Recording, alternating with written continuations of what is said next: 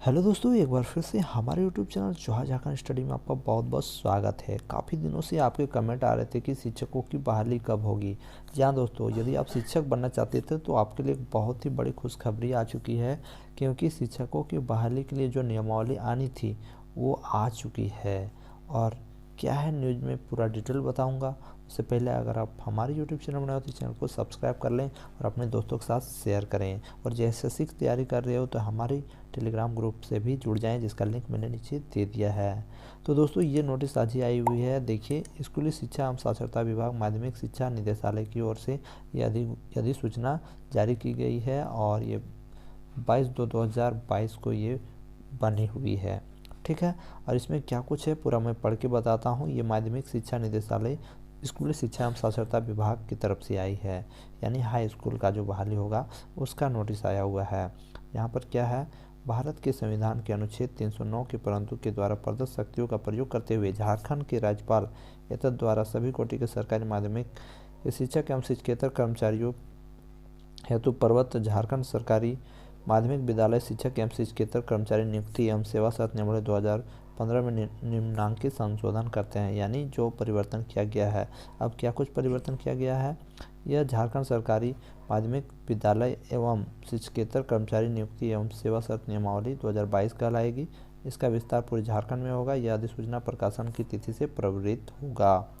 देखिए क्या क्या प्रस्थापित किया जाता है, क्या क्या नियमावली में परिवर्तन हुआ है। राष्ट्रीय अध्यापक शिक्षा परिषद पूर्व प्राथमिक, उच्च प्राथमिक, माध्यमिक, उच्च माध्यमिक, इंटरमीडिएट स्कूलों में, कॉलेजों में तथा अध्यापक तथा शारीरिक शिक्षा अध्यापक के रूप में नियुक्त होने वाले व्यक्तियों के लिए न्यूनतम योग्यताओं का निर्धारण विनिमय 2014 यथा संशोधित 2021 के सुसंगत प्रावधानों के अनुरूप निम्नांकित होगी।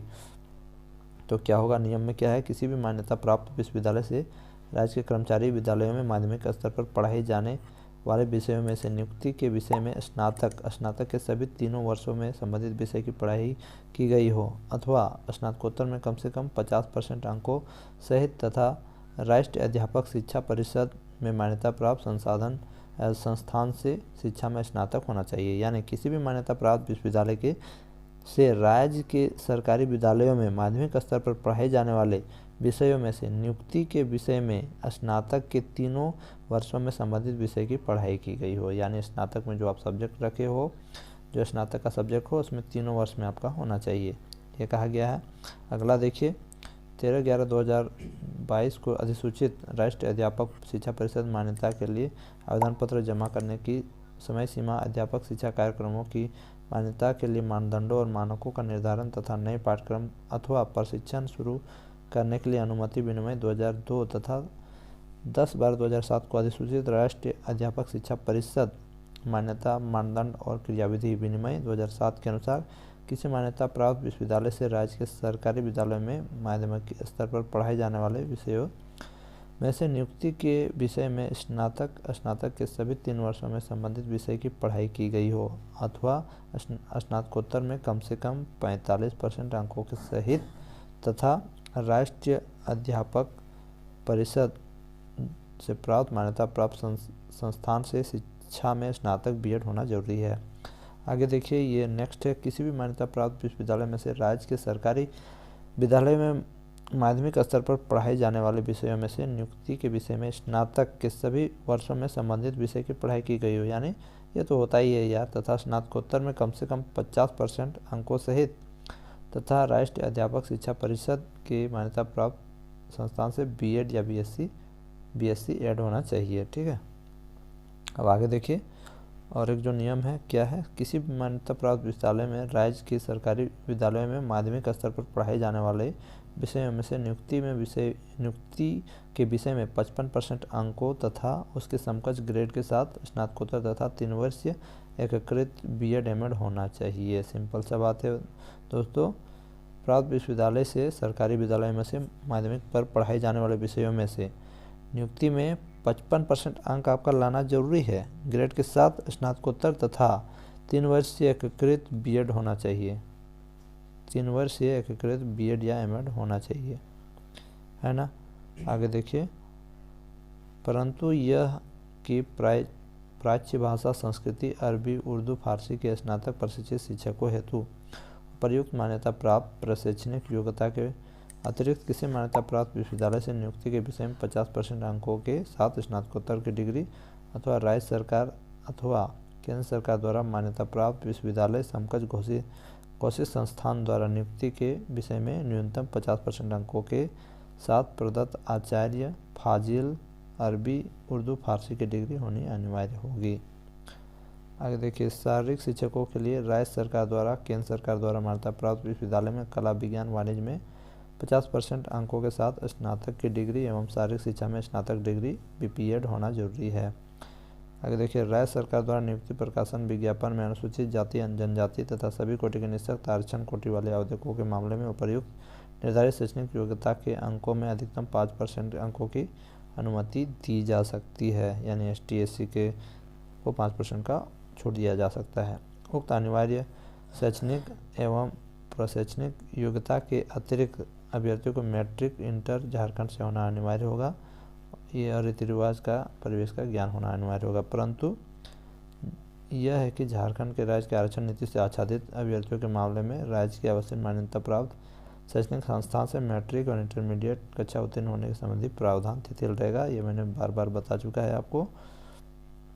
देखिए, नियम 1-2 के स्थान पर निम्न नियम प्रस्थापित किया जाता है। वैसे अभ्यर्थी जो प्रशिक्षण पूरा किए गए हैं तथा प्रशिक्षण की परीक्षा में सम्मिलित हुए हैं को शिक्षक नियुक्ति में आयोजित होने वाली परीक्षा के परीक्षाफल झारखंड कर्मचारी चयन आयोग तथा झारखंड सरकार द्वारा प्राकृतिक प्राधिकार के आयोजित शिक्षक नियुक्ति परीक्षाफल के प्रकाशन की तिथि के पूर्व आयोग अथवा राज्य सरकार द्वारा निर्धारित सीमा तक समर्पित करना आवश्यक होगा। यानी जिन्होंने प्रशिक्षण पूरा कर लिया है, एग्ज़ाम लिख लिया है, लेकिन रिजल्ट नया आया है, वो लोग भी इस पर शामिल होगा।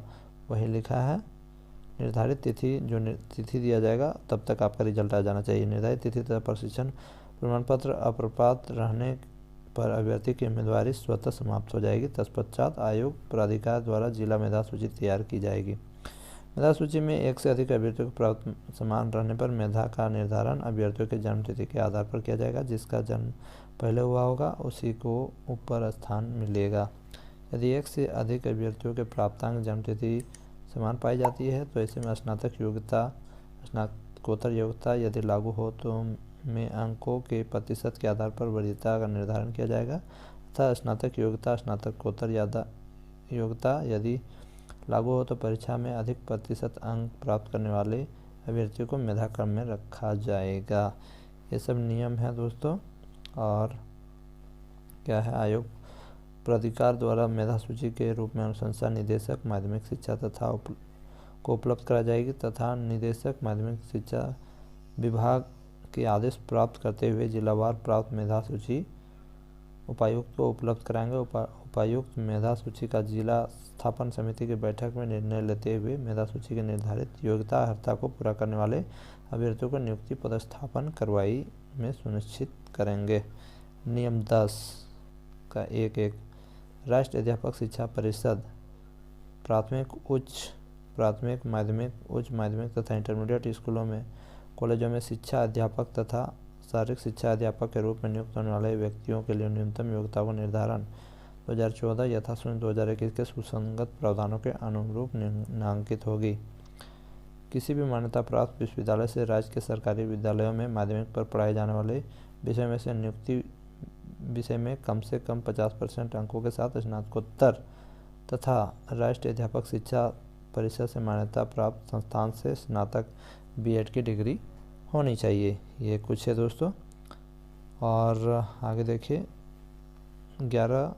13/11/2022 को अधिसूचित राष्ट्रीय अध्यापक शिक्षा परिषद मान्यता के लिए आवेदन पत्र जमा करने के समय समय पर अध्यापक शिक्षा कार्यक्रमों की मान्यता के लिए मानदंडों एवं मानकों पर निर्धारण तथा नए पाठ्यक्रम प्रशिक्षण शुरू करने के लिए अनुमति विनियम 2002 10/12/2007 को अधिसूचित राष्ट्रीय अध्यापक शिक्षा परिषद मान्यता मानदंड क्रियाविधि विनिमय 2007 के अनुसार किसी मान्यता प्राप्त विश्वविद्यालय राज्य के सरकारी विद्यालयों माध्यमिक स्तर पर पढ़ाए जाने वाले विषयों की नियुक्ति के लिए स्नातकोत्तर में कम से कम 45% अंकों के साथ, देखिए माध्यमिक स्तर पर पढ़ाए जाने वाले विषयों में से स्नातकोत्तर में कम से कम 45% अंकों के साथ तथा राष्ट्रीय अध्यापक शिक्षा परिषद से मान्यता प्राप्त संस्थान में स्नातक की या बीएड की डिग्री होनी चाहिए।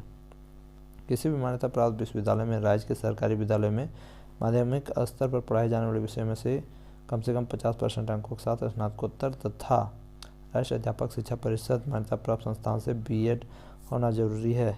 यानी टीजीटी का आप फॉर्म भरते हो तो आपका बीएड होना जरूरी है और आपका स्नातकोत्तर में आपका 50% अंक लाना जरूरी है। आगे देखिए, किसी मान्यता प्राप्त विश्वविद्यालय से राज्य के सरकारी विद्यालयों में माध्यमिक स्तर पर पढ़ाए जाने वाले विषय में नियुक्ति के विषय में 55% अंकों के अथवा समकक्ष डिग्री के साथ स्नातकोत्तर में 3 वर्षीय एकीकृत बीएड एमएड होना चाहिए। सिंपल सा बात है। राज्य सरकार द्वारा नियुक्ति द्वारा प्रकाशित विज्ञापन में अनुसूचित जाति जनजाति सभी कोटि के निःशक्त आरक्षण कोटि वाले आवेदकों को 5% का छूट दिया जाएगा। सिंपल सा बात है। वांछित योग्यता कंप्यूटर चालन की सामान्य जानकारी होनी चाहिए। 10.1.2 को विलोपित किया जाता है। 10.2.3 के स्थान पर निम्न प्रतिस्थापित किया जाता है। क्या कहा जाएगा? प्राप्त अंक के आधार पर मेधा सूची तैयार की जाएगी। प्रश्न पत्र 1 और 2 में योग के रूप में 50% अंक लाना अनिवार्य होगा। यानी पेपर 1 और पेपर 2 मिला के 50% अंक लाना जरूरी होगा। अनुसूचित जाति जनजाति के उम्मीदवारी 45% अंक लाना अनिवार्य होगा। यह मेधा सूची प्रधानाध्यापक के पद पर सीधी नियुक्ति के आधार पर होगी। ठीक है। प्रपत्र 1 और 2 वस्तुनिष्ठ बहुविकल्प होंगे। परीक्षा आयोजित किए जाने वाले प्राधिकार द्वारा उक्त के अनुरूप सिलेबस जारी किया जाएगा। ठीक है। आगे देखिए, मेधा सूची में एक से अधिक अभ्यर्थियों के प्राप्त समान अंक होने पर जन्मतिथि के आधार पर किया जाएगा। जिसका उम्र ज़्यादा होगा उसको प्रायोरिटी दी जाएगी। यदि एक से अधिक अभ्यर्थियों के प्राप्तांक एवं जन्म तिथि समान पाई जाती है तो ऐसी स्थिति में स्नातकोत्तर योग्यता में प्राप्त अंकों के प्रतिशत के आधार पर वरीयता निर्धारण किया जाएगा। यानी जिन्होंने पीजी में ज़्यादा मार्क्स है उनको पहले जगह मिलेगा। नियम 3 और 1 के स्थान पर निम्न नियम प्रतिस्थापित किया जाता है। प्रधानाध्यापक के पद प्रोन्नति यहाँ सब का दिया हुआ, यहाँ प्रधानाध्यापक का भी अलग नियम निकल गया है और जिसमें बहाली होगा सबका निकल गया है। ठीक है। और आगे देखिए, और एक चीज़ जो इम्पोर्टेंट है यहाँ पर देखिए, अनुसूचित जाति अनुसूचित जनजाति 24 वर्षों के अनुभव वाले शिक्षकों के अभाव में न्यूनतम कुल सेवा 18 वर्ष की मान्य होगी। उपर्युक्त के उपरांत निर्धारित अर्हता धारण करने वाले स्नातक प्रशिक्षित शिक्षक के वेतनमान के शिक्षकों के अभाव में वैसे सभी स्नातक प्रशिक्षित वेतनमान के कार्यरत शिक्षकों को रखा जाएगा जिनकी न्यूनतम सेवा 31 दिसंबर तक 18 वर्ष पूरी हो गई। अनुसूचित जाति अनुसूचित जनजाति के कोटि में 24 से 18 वर्षों के अनुभव वाले शिक्षकों के अभाव में न्यूनतम कुल सेवा 15 वर्ष मान्य होगी तथा वरीयता के क्रम में आरक्षण अनुसार प्रोन्नति पर विचार किया जाएगा। आगे देखिए, और एक चीज़ इसमें जो झारखंड सरकारी माध्यमिक विद्यालय शिक्षक एवं शिक्षकेतर कर्मचारी नियुक्ति एवं सेवा शर्त नियमावली 2022 मूल नियमावली का अभिन्न अंग होगा। अधिसूचना प्रकाशन की तिथि से प्रवृत्त होगा। यानी बहुत जल्द बहाली आने वाला है।